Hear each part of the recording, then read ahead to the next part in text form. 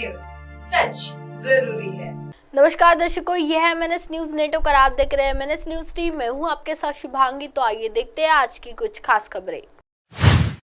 सत्ता का पूर्ण दुरुपयोग ही उसका फॉर्मूला, शरद पवार का बीजेपी पर निशाना।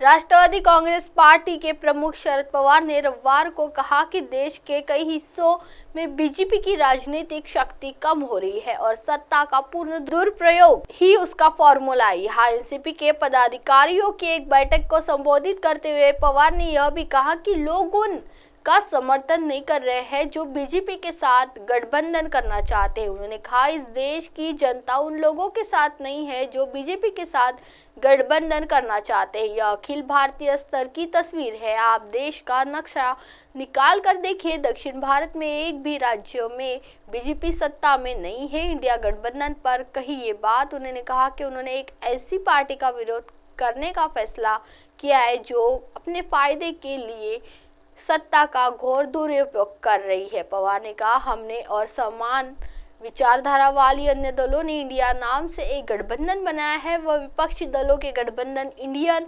नेशनल डेवलपमेंट इंक्लूसिव अलायंस का हवाला दे रहे थे। हमने 2 दर्जन से ज्यादा विपक्षी दल शामिल किए हैं। उन्होंने कहा, दिल्ली में अरविंद केजरीवाल की पार्टी ने 3 बार जीत हासिल की। अब केजरीवाल को परेशान किया जा रहा है। उनके घर का 3 बार निरीक्षण किया गया।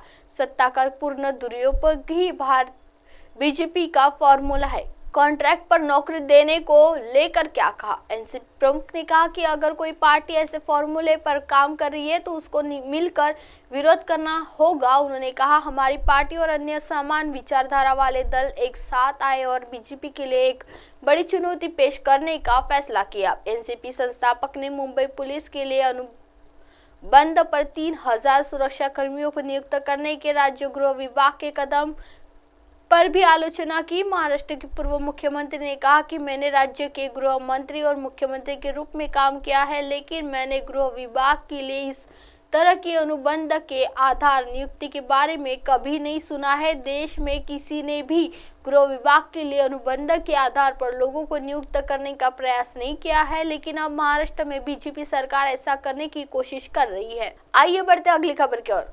निशिकांत दुबे के पत्र पर महुआ मोइत्रा के समर्थन में जेडीयू। टीएमसी सांसद महुआ मोइत्रा पर रिश्वतखोरी के आरोप को लेकर बीजेपी सांसद निशिकांत दुबे ने लोकसभा अध्यक्ष को पत्र लिखा है। इस पर जेडीयू नेता नीरज कुमार ने सोमवार को प्रतिक्रिया देते हुए मोदी सरकार और बीजेपी पर हमला बोला।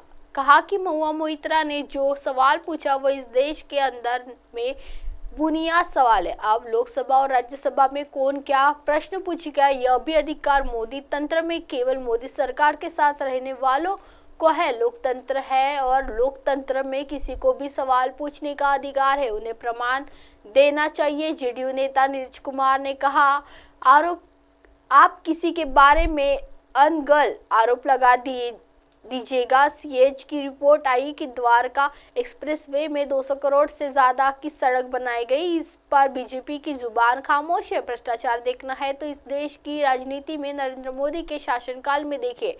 सांसद निशिकांत दुबे ने अपने पत्र में क्या कहा? बीजेपी सांसद निशिकांत दुबे ने लोकसभा अध्यक्ष ओम बिरला को पत्र लिखा है, जिसमें तृणमूल कांग्रेस की नेता महुआ मोइत्रा पर गंभीर आरोप लगाए गए हैं। निशिकांत दुबे ने सुप्रीम कोर्ट के वकील जय अनंत देहाद्राई के पत्र का हवाला देते हुए जांच की मांग की और ओम बिरला को लिखे पत्र में बीजेपी सांसद ने टीएमसी सांसद महुआ मोइत्रा पर लोकसभा के सवाल पूछने के नाम पर घूस लेने का आरोप लगाया है। उन्होंने लिखा है कि ये सदन की अवमानना है, इसकी तत्काल जांच कराई जाए।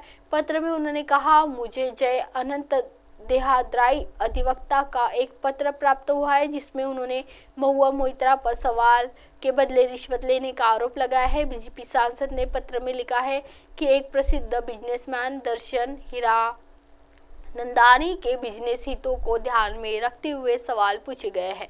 अब आप हमारे चैनल को आपके मोबाइल पर भी देख सकते हैं। मोबाइल ऐप पर देखने के लिए play store MNS news T app download करें।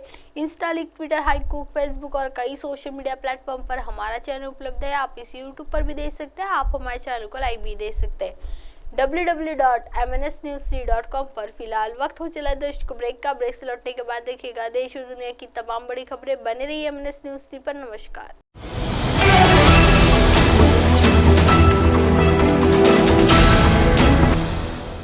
ये है MNS न्यूज नेटवर्क और आप देख रहे हैं MNS न्यूज।